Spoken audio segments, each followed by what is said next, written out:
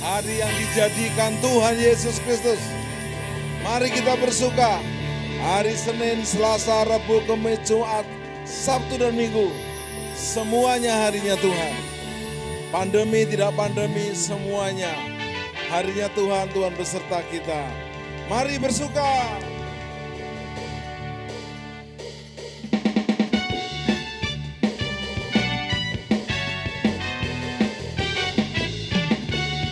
Yes, bersuka dalam Tuhan.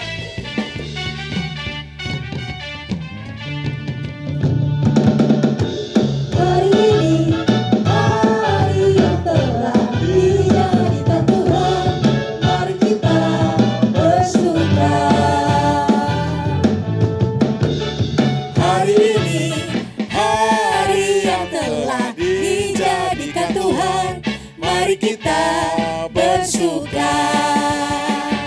Di dalam Tuhan, bersuka. Di dalam Tuhan, bersuka. Bersuka dalam Tuhan, mari bersuka. Bersuka citalah, bersuka. Bersuka dalam Tuhan, sekarang bersuka. Bersuka citalah.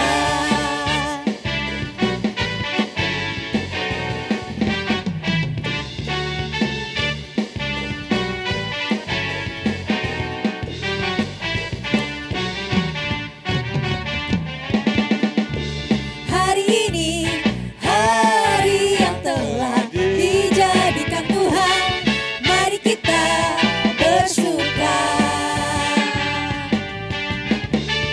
Hari ini, hari yang telah dijadikan Tuhan, mari kita bersuka. Di dalam Tuhan, bersuka. Di dalam Tuhan, Bersuka. bersuka. Ya. Bersuka dalam Tuhan, mari bersuka. Bersuka citalah, bersuka. Bersuka dalam Tuhan, sekarang bersuka. Bersuka citalah. Mari terus bersuka cita. Amin. Dimanapun, kapanpun, bagaimanapun.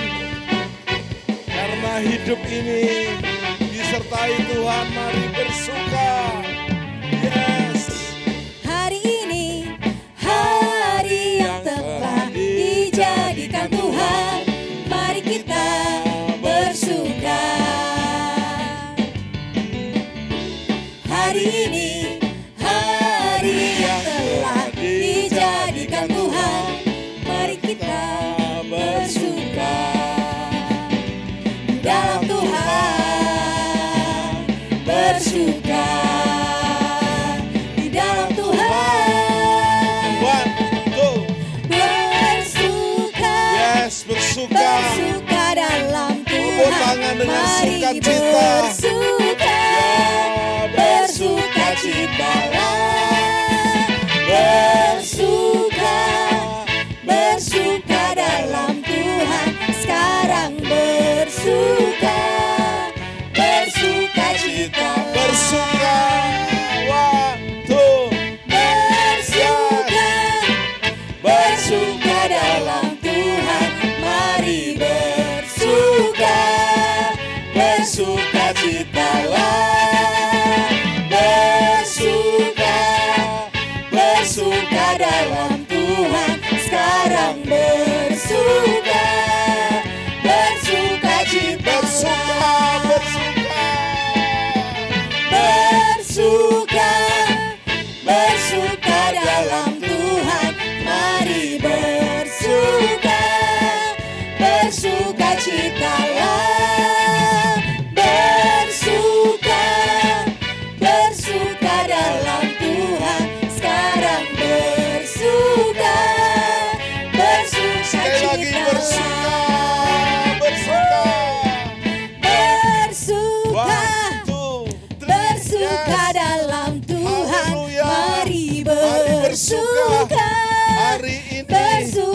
Yesus. Hari bersuka, bersuka dalam Tuhan. Sekarang bersuka, bersuka citalah. Sekarang bersuka, bersuka citalah.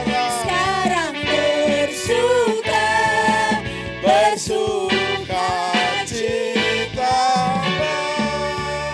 Tepuk tangan. Bersuka dalam Tuhan, sekarang bersuka. Bersuka citalah. Filipi 4 ayat 4 berkata, sekali lagi bersuka citalah dan bersuka citalah di dalam Tuhan Yesus Kristus. Yes.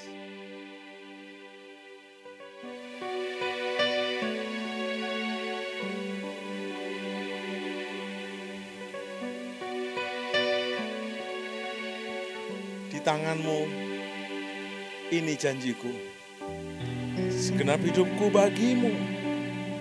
Kau memegang seluruh hidupku, ku milikmu selamanya.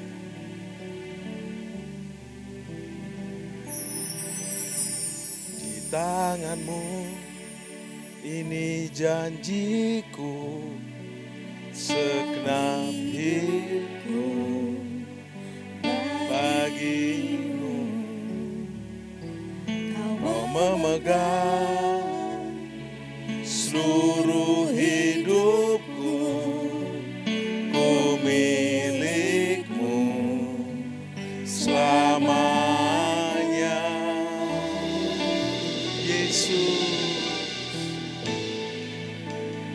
Yesus aku kami percaya Bapa, di dalam Yesus dan Roh Kudus kami adalah milik-Mu. Ku hidup karenamu. Yes, dan hanya untuk-Mu selamanya.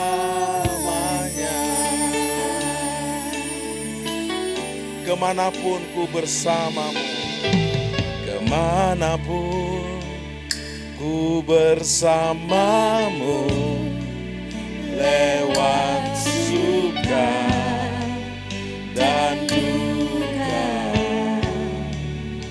ku mau hidup dalam jalan-Mu dan janji-Mu selamanya. Yesus aku percaya, angkat tangan saudara bersama-sama. Yes. Yesus aku percaya, kami percaya kepadamu Bapa, Yesus dalam Yesus dan Roh Kudus. Yes, ku hidup karenamu. Haleluya. Haleluya. Selamanya. Sementara musik menaikkan pujian ini, biarlah lagu ini bukan keluar dari mulut kita tanpa alasan apapun, tapi keluar dari mulut karena keluar dari hati kita yang terdalam. Kita berkata, di tangan-Mu ini janjiku, segenap hidupku bagimu Bapa. Kau memegang seluruh hidupku Yesus, ku milik-Mu selamanya Roh Kudus. Yes Yesus. Yesus aku percaya, Yesus aku milik-Mu, ku hidup karenamu dan hanya untuk-Mu selama-lamanya. Di tangan-Mu ini janjiku. Kita nyanyikan bersama-sama. Yes Lord. Di tangan-Mu kami percaya, ini janji, inilah janji komitmen kami. setiap hidupku. Yes, bagimu. Kau memegang seluruh hidupku, ku milik-Mu selamanya. Yesus,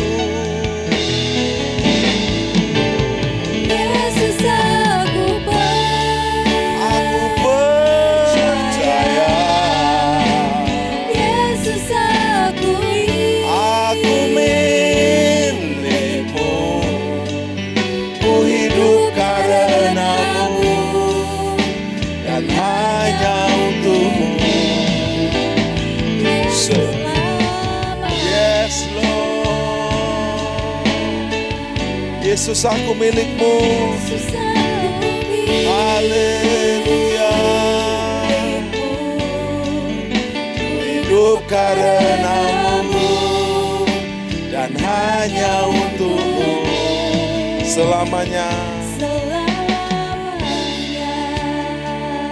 Together saying, Jesus, I believe in you. Together, yeah. I believe In you. Yes, Jesus.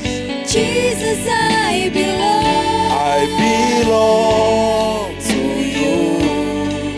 You're the reason that I live, the reason that I see. Jesus, I believe. I believe. In you. Yes, Father, Jesus and Holy Spirit, I belong to you.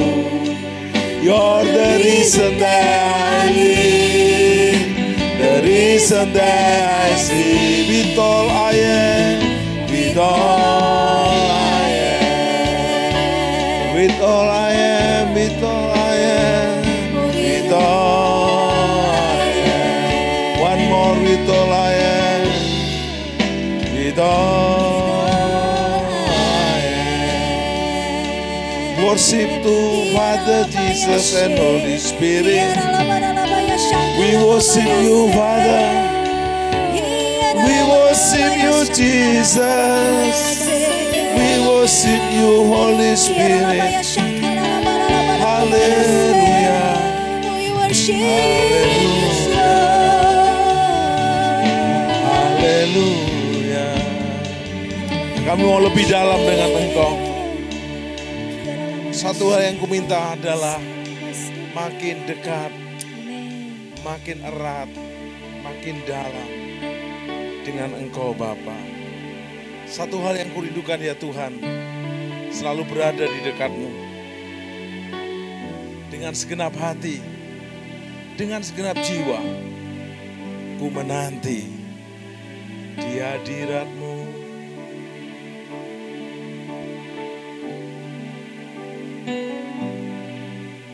Satu hal yang ku rindukan ya Tuhan, selalu berada di dekat-Mu.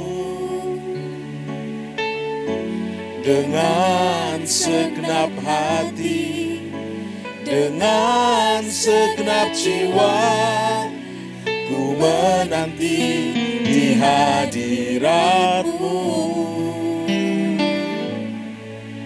Satu hal yang ku rindukan ya Tuhan, selalu berada di dekat-Mu. Dengan segenap hati, dengan segenap jiwa, ku menanti di hadirat-Mu. Lebih dalam lagi ku rindu Kau Tuhan, lebih dari segala yang ada. Lebih dalam lagi ku cinta Kau Yesus, ku mengasihimu.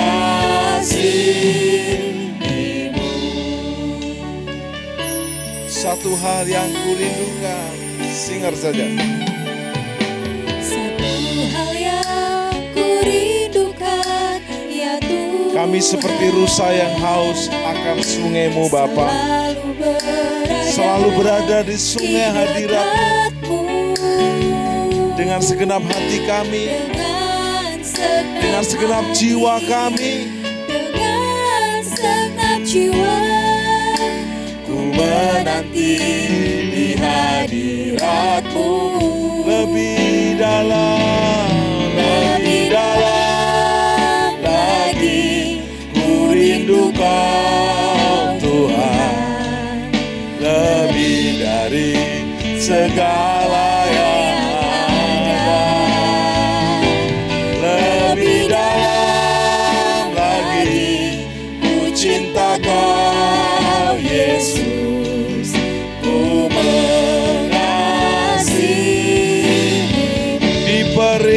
with you, deeper in love with you, deeper in love with you. I love you more than anything in life. Deeper in love with you, deeper in love with you. Oh, how I love you, Lord. Oh, how I love you, Lord Jesus. Oh, how I love you. Tepuk tangan buat Yesus yang kita cintai. Ku ingin selalu bersekutu denganmu. Mari kita nikmati hadirat Roh Kudus yang melawat setiap kita. Dimanapun engkau berada, di rumah-rumah, di kantor, di perjalanan. Dalam hidupku, Nikmati. ku indah Yes, Lord. bersamamu Selamanya. Ku ingin selalu ingin selalu bersekutu denganmu, menikmati hadiratmu. Biarkan Roh-Mu tinggal dalam hidupku.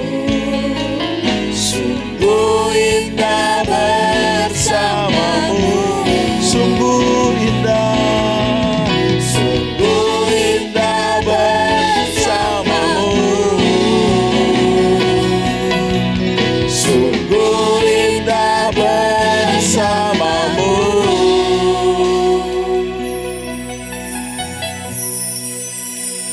Selamanya. Mari angkat pujian penyembahan. Hanya dekat Allahku, rasa tenang di hatiku.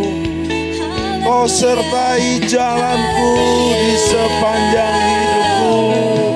Ku sembah Bapa, ku sembah Yesus, ku sembah Roh Kudus selama-lamanya, selama-lamanya.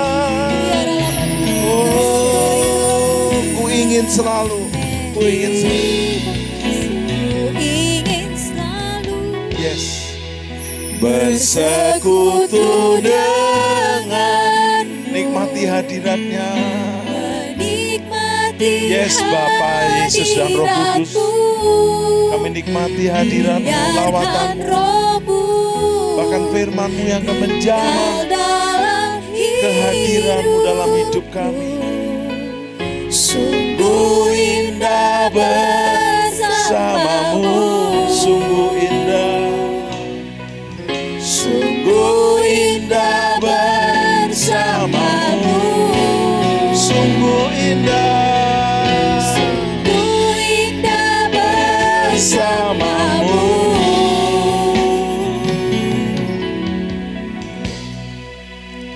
Selamanya. Tepuk tangan. Biarkanlah Roh-Mu tinggal dalam hidupku. Sungguh indah bersama Bapa, Bapa Surgawi, Yesus Kristus, dan Roh Kudus, Tritunggal yang Esa. Dalam nama Yesus. Amin. Salam penyembahan. Sobat penyembah, kita berjumpa lagi dalam program Worship at Home, menyembah dari rumah. Kita tahu Tuhan Allah adalah Maha Hadir, Bapa Surgawi dalam Yesus dan Roh Kudus, omnipresent, hadir di tengah-tengah kita. Dan setelah kita memuji dan menyembah Dia, kita akan menerima firman-Nya. Telah hadir hambanya, Pastor Dr. Roni Daud Simeon. Shalom hambanya. Shalom Pak Tim dan shalom warga kerajaan yang di rumah. semua adalah warga kerajaan, artinya Yes. kerajaan surga ya. Ya, Bukan kerajaan Sunda Empire, bukan. ya. Semoga dari sana kita ke surga semuanya. Dan kita akan belajar tentang tema yang sangat-sangat powerful, yaitu Kingdom Prayer. Biasanya kita hanya tahu prayer, tapi hari ini kita akan menerima breakthrough, revelation, dan juga terobosan dari hambanya ini tentang Kingdom Prayer. Pastor Roni, biasanya kan prayer sudah powerful. Ya. Prayer itu membuka pintu surga. Prayer itu memenangkan pertempuran, mendatangkan mujizat. Tapi kalau Kingdom Prayer, silakan. Iya, jadi sengaja saya mengambil tema ini Kingdom Prayer karena begini, ini pertama berbedanya dengan doa yang pada umumnya apa? Orientasi berdoa. Biasanya doa pada umumnya orientasinya itu apa? Pemenuhan kebutuhan orang itu. Minta sesuatu untuk kebutuhannya, ya. Misalnya sakitlah sembuh, lalu kemudian kebutuhan keuangan, yang ekonomi, ya, kebutuhan keluarga atau apapun. Nggak salah, tapi seringkali orientasinya berhenti di kebutuhan saja. Nah, sementara kita belajar dalam doa dalam perspektif kerajaan Allah, itu sebetulnya orientasinya bukan kebutuhan kita, tapi orientasinya adalah bagaimana supaya kehendak Allah itu dapat dinyatakan di bumi ini. Itu sangat berbeda sekali. Nah, terus doa-doa pada umumnya itu kan adalah doa yang kita meminta sesuatu. Tetapi dalam konsep kerajaan Allah, doa itu harus seperti petisi, Pak. Petisi itu kalau kita nonton film-film kerajaan, ya, petisi itu adalah sesuatu permohonan yang disampaikan oleh rakyat maupun pejabat yang akan dibawa kepada raja, tapi harus ada undang-undang yang mendukungnya. Nah, doa dalam konsep kerajaan Allah itu misalnya kalau pas kita sakit, maka kita minta kesembuhan, itu pasti kan. Tapi kita bukan cuma sekedar sembuhkan saya Tuhan, tapi kita berdoa seperti ini, Tuhan, berdasarkan firman-Mu, undang-undang kerajaan sorga, konstitusi kerajaan sorga yaitu firman-Mu, yang mengatakan bahwa oleh bilur-bilur Tuhan Yesus 1 Petrus Kristus, 2:24. ya, Ya. penyakitku telah disembuhkan. Yes. Atas dasar konstitusi firman-Mu ini, saya Tuhan minta sembuhkanlah saya. Jadi ada dasar kebenaran firman-Nya. Karena firman Tuhan itu dalam konsep kerajaan Allah adalah konstitusi. Itu undang-undang dasarnya. Nah, jadi jelas ya dari orientasinya berbeda, tapi juga dalam segi dasar permohonannya itu apa. Jadi kita selalu mendasarkan dengan dasar kebenaran firman Tuhan. Itu yang membedakan antara doa pada umumnya dengan doa pada prinsip kerajaan Allah. Seperti itu, Pak. Baik. Pastor Roni, mengapa kita harus bergerak dalam Kingdom Prayer dan contoh yang Yesus ajarkan kepada kita tuh di mananya, Pak Roni? Nah, kan Yesus mengajarkan dalam doa Bapa kami dalam Matius pasal 6 ayat 9-13. Ya. Dia berkata begini, Bapa kami yang di sorga, dikuduskanlah namamu, datanglah kerajaanmu, dan jadilah kehendakmu di bumi seperti di sorga. Saya singgung kata doa, Pak. Pertama kali kata doa itu muncul pertama kali di Alkitab dalam Kejadian 20 sebetulnya, ayat 6 sampai ayat ke-7. Itu cerita tentang bagaimana Abraham mengungsi ke Mesir bersama istrinya Sarah. Tapi karena dia takut kepada kekuasaan Raja Abimelek waktu itu, dia bilang si Sarah ini saudaranya, bukan istrinya. Ternyata walaupun ini nenek-nenek, Pak, tetap cantik jelita, tetap aduhai. Buktinya Raja Abimelek tertarik, kesemsem. Dia ingin mengambil sebagai istri. Dan kemudian tengah malam waktu dia tidur, Tuhan datang lewat mimpi dan mengatakan, intinya jangan kamu ambil perempuan ini sebagai istrimu. Ini istrinya Nabi. Nah, kalau kamu ngambil bisa mengakibatkan kematian dan sebagainya. Maka mintalah doa kepada suami itu.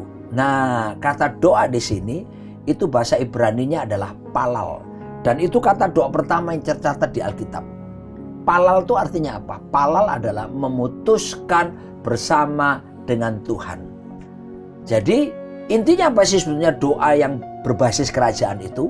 Manusia kita diajak berpartner dengan Tuhan untuk memutuskan bersama supaya kehendak Tuhan itu dapat dieksekusi di planet bumi ini. Ini kan sebuah penghargaan yang luar biasa, Pak. Ya. Jadi kita dijadikan partner Tuhan supaya mengeksekusi kehendak Tuhan dapat terjadi di planet bumi ini. Saya nyatakan kepada para pemirsa bahwa Tuhan bukan cuma menciptakan kita sebagai manusia begitu saja, tapi Dia mau mengajak kita jadi partner rekanannya. Contoh dalam Kejadian 1:26. Di sana dikatakan, berfirmanlah Tuhan, baiklah kita menjadikan manusia serupa segambar dengan Tuhan. Ya, ada prinsip keserupaan. Lalu Tuhan berkata, supaya mereka berkuasa, let them have dominion. Berkuasa atas apa? Atas ikan-ikan di laut, burung-burung di udara, atas binatang merayap melata di bumi, atas seluruh bumi. Bukan berkuasa atas manusia yang lainnya, apalagi menjajah. Bukan. Nah, pada waktu Tuhan berkata, let them have dominion, supaya mereka berkuasa, itu terjadi delegation of authority. Pemindahan wewenang, di mana dulu yang mengelola bumi dan beserta isinya itu Tuhan, sekarang Tuhan mengajak manusia untuk mengelolanya. Jadi ini sebuah prinsip yang luar biasa. Anda dan saya diciptakan serupa, tapi kita diajak jadi partner untuk apa? Mengelola bumi dan segala isinya dengan segala fasilitasnya ini. Nah, lalu kita hubungkan dengan doa itu sama.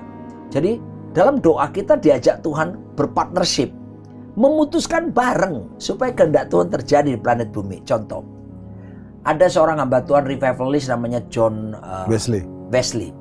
John Wesley pernah berkata begini, without God, man cannot. Without man, God will not. Tanpa Tuhan kita tidak akan bisa. Kita nggak mampu tanpa Tuhan. Tapi tanpa manusia Tuhan tidak akan melakukan sesuatu. Apa maksudnya ini? Ini keren sekali ini. Sorga sebetulnya menunggu keputusan bumi, Pak. Ya, bukankah dalam Matius pasal berapa itu? 16 ya. Ayat yang ke-19, kepadamu akan kuberikan kunci kerajaan sorga. Apa yang kau ikat di dunia ini akan terikat di sorga. Dan apa yang kau lepaskan di dunia ini akan terlepas di sorga. Tuh, Tuhan Yesus berkata, apa yang kamu ikat di bumi akan terikat di sorga. Apa yang kau lepaskan di bumi terlepas di sorga. Berarti apa? Sorga menunggu keputusan bumi. Ini kan luar biasa. Melalui apa itu? Doa-doa kita. Saya memberikan contoh, Pak Tim, bagaimana waktu bangsa Israel keluar dari tanah Mesir yang dipimpin Musa. Dan mereka sudah sampai pada waktu itu sudah 2-3 juta orang ya, di tepi Laut Teberau. Ya kan, dekat Laut Teberau. Tapi mereka melihat ke belakang, tiba-tiba mereka lihat Firaun dan pasukan kereta berkudanya mengejar. Di depan ada laut. Ketakutanlah mereka. Tapi apakah Alkitab mengatakan seperti ini? Dari surga ada suara berkata, tenang hambaku Musa dan Israel, minggir kalian, sekarang bagianku. Lalu Tuhan meniupkan angin, langsung laut terbelah menjadi dua? Tidak. Bagaimana laut itu bisa terbelah menjadi dua? Musa pegang tongkatnya, diangkat lalu diulurkan menuju ke Laut Teberau itu, baru kemudian laut terbelah menjadi dua. Artinya without God man cannot, without man God will not. Jadi Tuhan itu menghargai keputusan bumi. Ketika Musa mengangkat tongkatnya, artinya Musa memberi aba-aba dari bumi. Ya, lalu surga menyetujuinya, memutuskan bersama, ditiupnya, dikirimkan angin kencang dan terbelah menjadi dua. Bangsa Israel boleh melewati tanah kering di Laut Teberau. Ternyata sampai di seberang, apa yang terjadi? Firaun dan kereta berkudanya menyusul, mengejar mereka. Dan kembali ketakutanlah orang Israel. Apakah tiba-tiba Tuhan berkata, tenang hambaku Musa dan orang Israel, aku tidak bekerja setengah-setengah. Ya, kalau aku sudah membuka lautan, aku bisa menutupnya kembali. Tidak. Bukankah apa yang terjadi? Kemudian ketika Musa mengangkat tongkat dan mengulurkannya, baru air laut terbelah itu tertutup kembali. Jadi sorga menunggu keputusan bumi. Itulah doa yang berbasis dengan kerajaan. Jadi goalnya lebih besar, lingkupnya lebih besar, yaitu kerajaan Allah. Betul, supaya kehendak Allah, Pak, dapat dinyatakan di planet bumi ini, bukan? Jenis doa ini tidak mungkin doanya maksa, tidak mungkin. Ya, jelas. Yang harus sesuai dengan kehendak Tuhan. Doanya baper, tidak mungkin. Iya, iya. Oke, sekarang bagaimana pengalaman Pastor Roni Iya. dari dahulunya prayer yang level biasa, sekarang mulai ditaruh Tuhan untuk mengajarkan dan mempraktekkan kingdom prayer. Iya. Jadi sederhana sekali. Dulu itu kita itu kayaknya kok tanda petik nyuruh-nyuruh Tuhan. Terus apa ya? Segala sesuatu kita ukur berdasarkan dengan keinginan kita Ya. atau kehendak kita. Padahal sebetulnya kalau kita lihat apa yang Yesus katakan dalam Matius 6 itu, datanglah kerajaanmu, jadilah kehendakmu. Yes. Di bumi seperti di sorga. Lalu kemudian Tuhan bilang pada waktu Matius pasal 7 ayat 21-23, ada orang-orang hebat pada waktu itu, ya, karunia prophetic ministry, ya, aku bernubuat demi namamu. Wah, bukan lu buat loh Pak, nubuat. Buat mujizat. Apostolik itu, Ya. ya. Aku melakukan banyak mujizat demi namamu. Ada lagi 5 jawatan yang Mengusir lain. setan. Aku mengusir setan demi namamu. Saya bukan anti ya, kita setuju bahwa itu karunia itu ya tetap beroperasi sampai hari ini. Ya. Tapi masalahnya di orang-orang itu kan. Mereka kira pada waktu itu Yesus bernubuat kan, itu cerita akhir zaman nanti. Dan ternyata Yesus berkata kepada mereka, aku tidak pernah mengenal kamu. Kamu sekalian pembuat kejahatan. Astaga, bayangkan pemirsa, udah capek-capek pelayanan, udah hebat ya, ngusir setan, bikin mujizat, lalu melakukan bernubuat, keren ya. Tapi kok ditolak sama Tuhan, ujung-ujungnya kok masuk neraka malah. Malah kita maunya apa? Nggak usah bikin apa-apa tapi masuk surga, kan gitu banyak orang mau. Tapi kenapa ini mereka ditolak oleh Tuhan? Sudah ayat yang 21 menjelaskannya. Matius 7:21, bukan orang-orang yang berseru Tuhan-Tuhan yang akan masuk dalam kerajaan sorga, melainkan mereka yang melakukan kehendak Bapakku yang di sorga. Jadi kalau kita lihat penekanan Alkitab ini, kita diminta Tuhan untuk menjadi pelaksana kehendak Tuhan, kehendak Bapa. Waktu Yesus datang ke planet bumi ini, dia berinkarnasi menjadi manusia. Ya. Di Yohanes pasal 4, muridnya datang kan setelah dia melayani perempuan Samaria sampai akhirnya bertobat. Murid-muridnya bawa makanan karena memang waktunya makan siang. Ya. Apa yang dikatakan Yesus? Makananku ialah melakukan kehendak Bapa. Makananku ialah menyelesaikan pekerjaannya. Itu dia kan. Jadi makanan Yesus, agenda Yesus adalah melakukan kehendak Bapa. Jadi kita sebagai pemercaya kepada Kristus Yesus, kita tinggal mengikuti aja keteladanannya. Ikuti apa yang Tuhan inginkan, tidak ada agenda pribadi, tidak ada agenda tersembunyi, melakukan kehendak Bapa.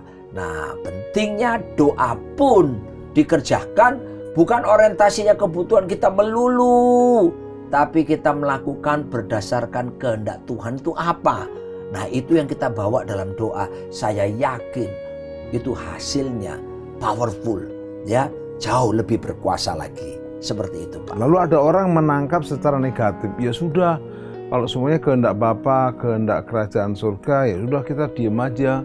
Surga aja berkehendak. Ini orang yang apatis dan pesimistis. Ya. Kepada mode jenis orang ini diapakan, Pak? Kita ajari, kita tuntun dia, Pak.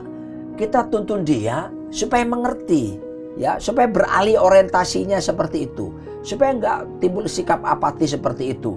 Pertama, ya kita akan ajari bahwa sebetulnya di dalam dirimu telah diberikan kuasa.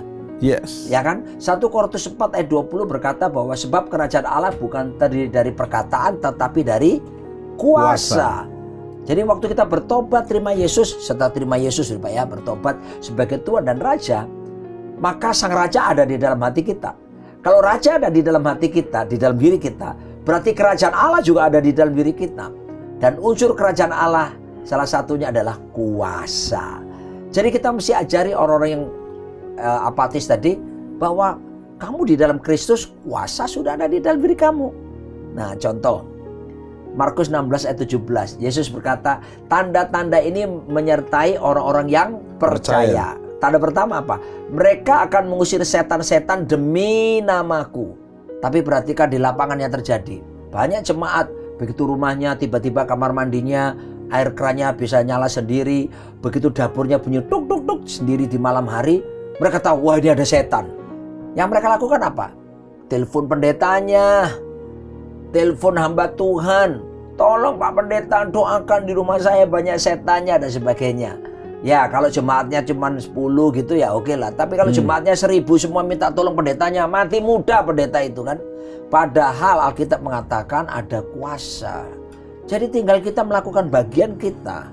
Nah seperti itu. Jadi kita mesti ajari supaya mereka mengerti. Yesus berkata dalam Yohanes 8 ayat 32, barang siapa mengetahui kebenaran, kebenaran akan memerdekakannya. Tahu dulu kebenaran baru merdeka. Kalau nggak tahu kebenaran ya nggak merdeka. Makanya yang suka apatis-apatis itu, ya pesimis-pesimis, mesti diberitahukan kebenaran, diajarin supaya merdeka. Dan ketika merdeka tentu hasilnya berbeda, mereka akan mengalami perubahan seperti itu Pak. Amin.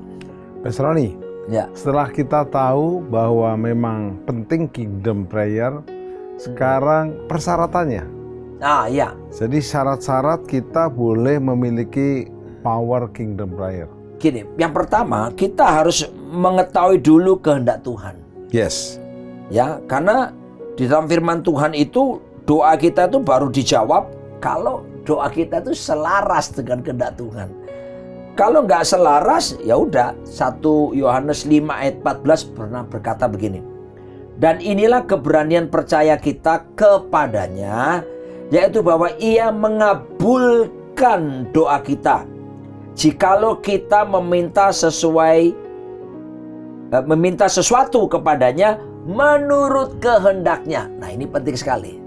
Jadi bagaimana otoritas kuasa doa itu bisa terjadi kalau kita berdoa sesuai dengan kehendak Tuhan. Yes. Pertanyaan selanjutnya pasti muncul. Ya. How to know? Bagaimana saya mengetahui kehendak Tuhan? Begitu kan Pak? Ya. Saya seringkali dalam pelayanan pengembalaan, banyak orang datang berkata, Pak bagaimana sih caranya mendengar suara Tuhan? Pak bagaimana sih Pak ya saya bisa tahu itu kehendak Tuhan atau tidak? Seperti itu ya. Ya. Terus kadang-kadang ada orang datang kepada saya Pak. Misalnya kalaupun ada orang yang datang begini, Pak Pendeta bagaimana? Sampaikan dong kehendak Tuhan buat saya. Saya akan berkata, maaf Pak, maaf Bu, ya tolong pulang ke rumah cari tahu sendiri kehendak Tuhan. Sebab saya sendiri juga sedang sibuk cari tahu kehendak Tuhan. Banyak jemaat tuh meminta gampangnya saja. Shortcut. Shortcut ya, Instan. jalan pintas ya seperti itu. Tapi Alkitab menjelaskan, kalau saudara ingin doamu dikabulkan, maka harus selaras dengan kehendak Tuhan. Yes. Bagaimana mengetahui kehendak Tuhan? Ini pertanyaan yang harus dijawab. Yang pertama, sederhana Pak. Ingat kita waktu masih kecil diajar baca kitab suci, doa tiap hari, doa tiap hari, doa ini dua anak sekolah minggu semua nyanyi. Baca kitab suci, doa tiap hari kalau mau tumbuh. Ingat masa kecilnya. Jadi baca kitab suci, baca Alkitab. Kalau nggak baca Alkitab bagaimana bisa tahu kehendak Tuhan? Kehendak Tuhan itu ada di Alkitab. Ya, saya bacakan dalam Yosua 1 ayat ke-8 berkata, janganlah engkau lupa memperkatakan kitab Taurat ini tetapi renungkanlah itu siang dan malam, supaya engkau bertindak hati-hati sesuai dengan segala yang tertulis di dalamnya. Sebab dengan demikian perjalananmu akan berhasil dan engkau akan beruntung. Nah, ini lihat ini. Ya, jadi baca Alkitab setiap hari, disiplin. Saya harus berkata kepada para pemirsa, success is predictable. Sukses itu dapat diduga, Pak. Ya. Karena Alkitab bilang gini, kamu akan berhasil, beruntung, kamu akan bertindak hati-hati. Itu kan apa? Itu sukses kan? Ya. Sukses dong. Bisa diduga dong. Kenapa? Kalau kita membaca dan merenungkan firman Tuhan setiap hari. Ini jaminan ada 3 porsi berkat kalau kita dengan tekun membaca, bukan cuma membaca loh ya, merenungkan firman Tuhan setiap hari. Ada 3 porsi berkat. Pertama, perjalanan kita akan dibuat bertindak hati-hati, nggak sembrono. Ya, saya mau pesan sama millennials yang menyaksikan ini. Kalau kita bertindak hati-hati, akibatnya apa? Nggak mudah terjebak seperti apa? Robot trading yang barusan banyak orang dirugikan itu. Ya. Kepengen cepat kaya, hubungannya tinggi dan sebagainya. Loh, anak muda sekarang berkata, yang penting work smart. Jangan lupa work hard, tetap terus. Kerja keras itu harus, ya. Dan kita karena merenungkan firman, kita nggak akan menjadi tamak.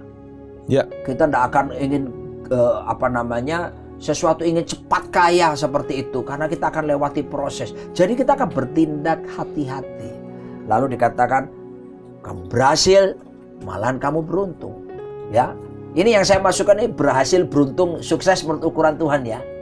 Sebab kita lihat beberapa waktu lalu di televisi, di berita-berita muncul sultan-sultan. Ya. Wah, crazy rich. Wah, ya kan? Sekarang mereka ada di mana? Ya kan? Beberapa mereka ada di dalam penjara. Murah banget. Dan apa yang terjadi? Dulu disebut crazy rich, sekarang ketinggalan apanya? Jadinya apa? Crazy talk. Richnya sudah hilang, saudaraku. Karena itu tadi ya. Nah, tapi saya juga ingat, bukan cuma success is predictable, failure is also predictable. Kegagalan tuh juga bisa diduga. Kalau apa? Kalau kita tidak membaca merenungkan firman Tuhan, akibatnya sembrono, tidak bertindak hati-hati, tidak berhasil, tidak beruntung, artinya gagal. Makanya kepada milenial siapapun pemirsa di sini, ayo bertekunlah baca Alkitab, renungkan itu. Ya, itu yang pertama, mengetahui kehendak Tuhan. Tapi yang kedua, bagaimana kita bisa mengetahui kehendak Tuhan supaya doa kita menjadi doa yang berwawasan kerajaan karena selaras dengan kehendak Tuhan. Bagaimana caranya? Ya, dalam Roma 12 ayat 2 di sana dikatakan, janganlah kamu menjadi serupa dengan dunia ini, tetapi berubahlah oleh pembaharuan budimu, sehingga kamu dapat membedakan manakah kehendak Allah, apa yang baik, yang berkenan kepada Allah, dan yang sempurna. Apa yang harus dilakukan supaya kita mengetahui kehendak Allah? Selaraskan pikiran kita, perbaharui pikiran kita ini. Diapakan, Pak? Diselaraskan sesuai firman. Firman Tuhan menjamin di sini, janganlah kamu menjadi serupa dengan dunia ini, tapi berubahlah oleh pembaharuan budi. Artinya pembaharuan pikiran yang diperbaharui terus menerus, ya. Renewing your mind. Caranya bagaimana? Dipenuhi oleh firman Tuhan. Ya, ketika dipenuhi oleh firman Tuhan, maka saudaraku itu terjadi proses downloading, mendownload seperti komputer itu loh. Ya, masuk waktu kita baca, ya, itu masuk di alam sadar. Ya, conscious mind. Tapi waktu kita renungkan siang malam, bahkan kita percakapkan berulang-ulang, maka terdownload dari pikiran kita ini ke conscious mind, ke subconscious mind, didownload ke alam bawah sadar. Nah, kalau sudah terdownload di alam bawah sadar ini, Pak Tim, nanti kalau ada peristiwa apapun, langsung bisa terupload. Yang keluar itu yang ada disimpan di dalam. Amin. Jadi ada tekanan, ada masalah atau apa, yang keluar justru perfirman yang keluar. Bukan persungut-sungutan, bukan emosi, kemarahan. Makanya rajin-rajin mendownload pikiran kita dengan firman Tuhan dan renungkan, lalu terdownload sampai ke alam bawah sadar. Nah, Amsal Sulaiman pernah berkata begini, For as a man thinketh in his heart, so is he. Apa yang dipikirkan seseorang dari dalam hatinya, demikianlah ia. Nah, jadi pikiran ada dua jenis ya. Pikirannya di kepala sama pikirannya di hati. Alam sadar, alam bawah sadar. Alkitab bilang, apa yang dipikirkan seseorang dari dalam hatinya, jadi ada dua. Demikianlah ia. Artinya apa? Kamu sama seperti yang kau pikirkan. Atau apa? Kita akan jadi seperti apa kita pikirkan. You are what you think. Nah, tapi kalau kita isi pikiran kita dengan firman, ya, kita renungkan siang malam, terdownload, ini kuat sekali dalam diri kita. Sehingga ada apa-apa yang terjadi, responnya yang keluar adalah firman Tuhan. Kita memperkatakan firman Tuhan, ya. Dan ini penting sekali, bukankah dalam Filipi pasal 4 ayat ke-8 itu.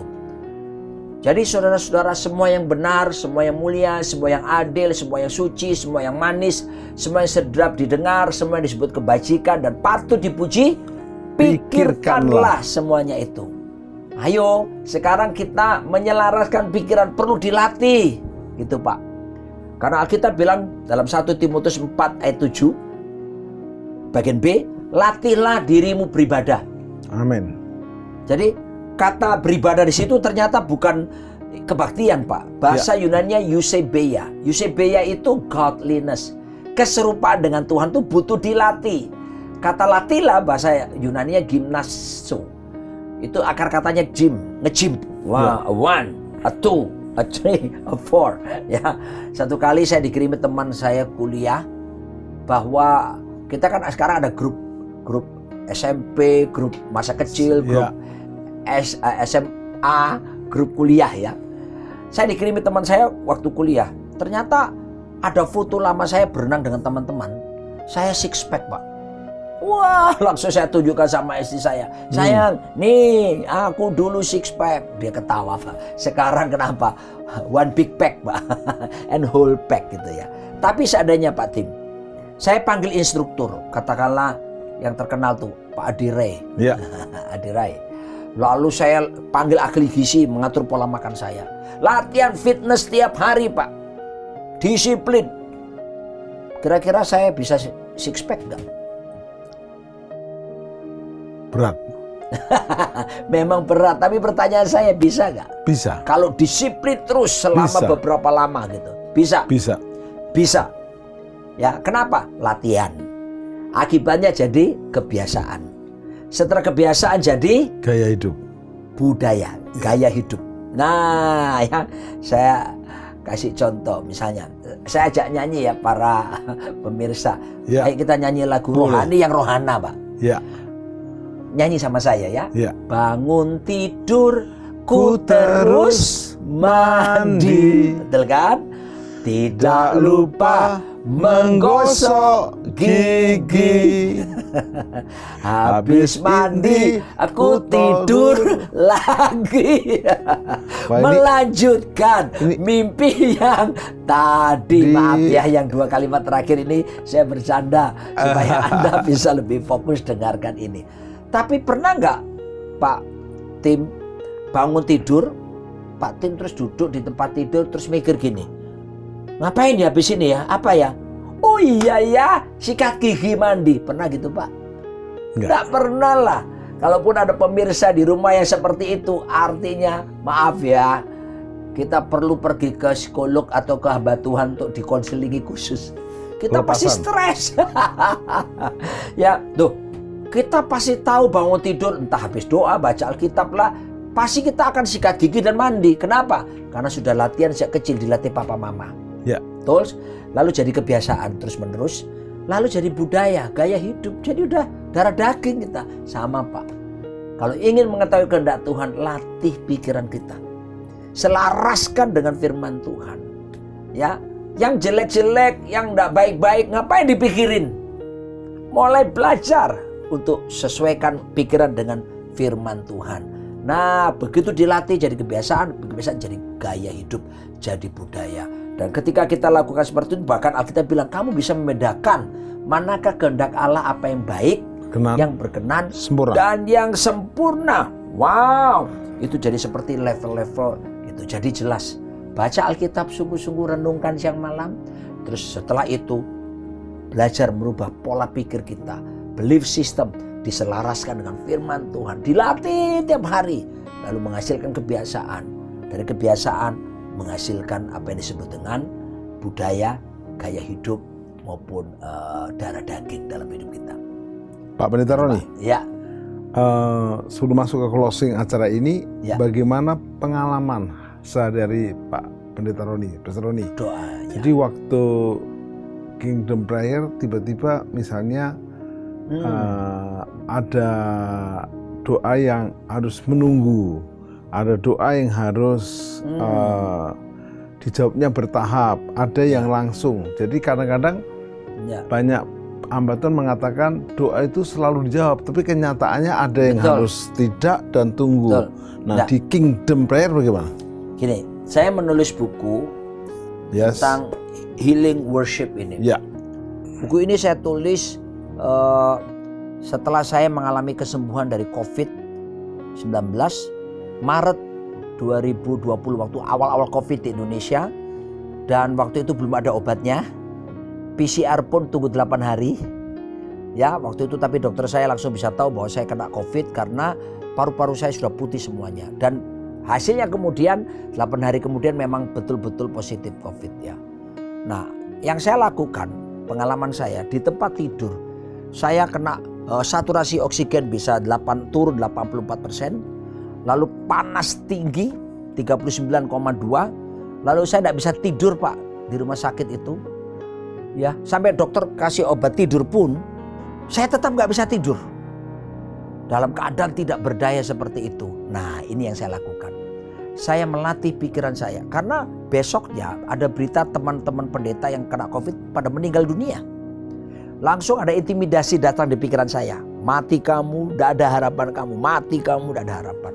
Nah, kalau saya ikuti pikiran itu Pak, saya akan lemah dan imun saya akan turun dan saya tidak bisa kuat menghadapi virusnya.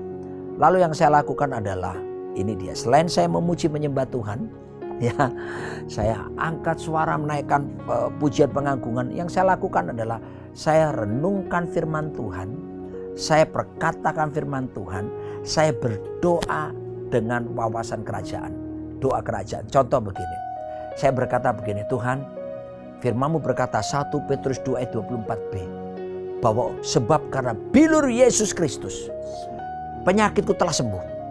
Tuhan, 1 Korintus 10 ayat 13 berkata bahwa pencobaan-pencobaan ini pencobaan biasa yang tidak melebihi kekuatanku. Tuhan sudah menyediakan jalan keluar untuk saya bisa melewati. Saya ucapkan pula dalam Filipi 4 ayat 13, segala perkara ini yang kuhadapi ini dapat ku tanggung di dalam Tuhan yang memberi kekuatan kepadaku. Lalu saya berkata begini, oleh karena firman Tuhan ini jaminan firman-Mu, undang-undang dasar kerajaan sorga mengatakan seperti ini, maka saya beriman dan saya percaya saya disembuhkan.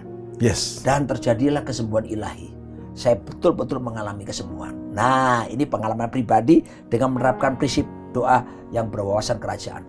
Tapi tentu juga jawaban doa itu tentu ada 3 jenis Pak. Ya. Pertama, Tuhan bisa langsung jawab. Ya. Tapi yang kedua, Tuhan bilang tunggu. Ya. Tunggu pun itu sebenarnya jawaban. Ya. Tapi ada jawabannya ketiga. No. Tidak dijawab sama Tuhan karena memang berbahaya buat kita, ya. Atau karena ada Alkitab mau pengen tahu doa yang nggak dijawab? Apa itu? Suami, kalau engkau mengkasari istrimu, 1 Petrus 3 ayat 7 menjelaskannya. Suami nggak boleh mengkasari istri, doamu akan terhalang. Doanya cuma mentok sampai di plafon, tok, turun lagi. Lalu juga istri tentunya harus menghargai suami. Karena banyak ya suaminya panglima, istrinya panganam. Muncul istilah SSTI, suami-suami takut istri. Yeah. Di Surabaya malah Persebaya Pak. Persatuan Suami Tak Berdaya Pak. Kalau di Jakarta sini DKI Pak, dibawa ketiak istri. Tapi kalau istri Anda menjajah suami, Anda tidak menghormati dia, saya yakin doamu juga terhalang. Karena kita tidak menghormati otoritas. Sebab itu perhatikan, dan doa yang tidak dijawab adalah Alkitab menjelaskan dalam kitab Yakobus, kalau kita berdoa hanya untuk kepentingan hawa nafsu kita sendiri, ada pertengkaran, ada perkelahian, tidak akan mungkin akan dijawab doa kita. Seperti itu, Pak. Yes, closing statement 1 menit Pak untuk doa Kingdom Prayer ini. Ya. Silakan. Jadi doa dalam berbasis kerajaan Allah adalah seperti yang John Wesley katakan, without God man cannot, without man God will not. Tanpa Tuhan kita manusia nggak bisa buat apa-apa.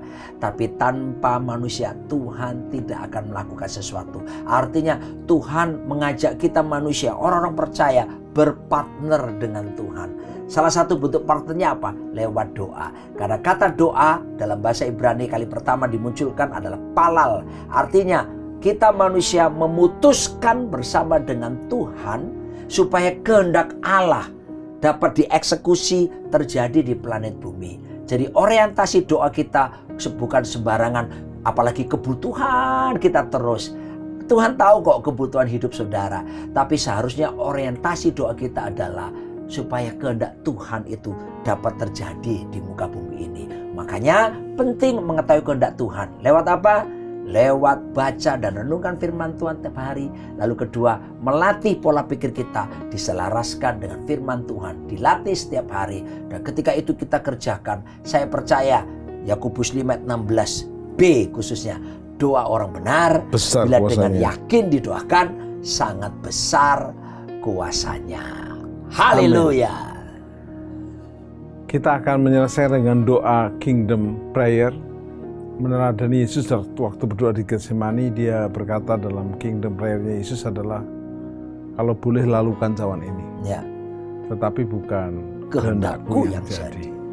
Ini doa level tertinggi di Kingdom Betul. Prayer. Saya percaya Pastor Roni sudah menghidupinya, kami belajar menghidupinya, saudara menghidupinya. Ya. Jangan kecil hati dan tawar hati, karena kehendaknya selalu yang terbaik. Mari kita berdoa. Terima kasih untuk hamba-Mu, Pastor Dr. Roni Daud Simeon, yang telah menjadi berkat.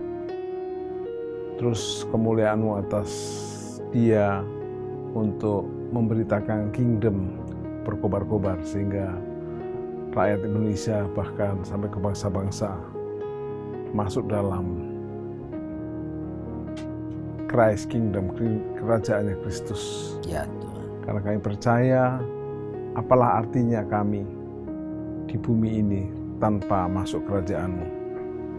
Kalau ada di antara kami masih berdosa, menjadi anak yang terhilang, tersesat, ampuni. Ya Kami mau bertobat dan menjadikan Yesus Juru Selamat dan Tuhan kami. Ya Tuhan. Kami memiliki power Kingdom Prayer. Kami dipulihkan menjadi murid yang dimulai Kristus, dan kami masuk ke kerajaan surga. Berkat Allah Bapa, Yesus Kristus dan Roh Kudus atas kami mulai hari ini sampai rapture, sampai selama-lamanya dalam nama Yesus. Amin. Amin. Sampai jumpa di program Worship at Home yang akan datang yang luar biasa lagi. Terus bersama Yesus, Kingdom Prayer.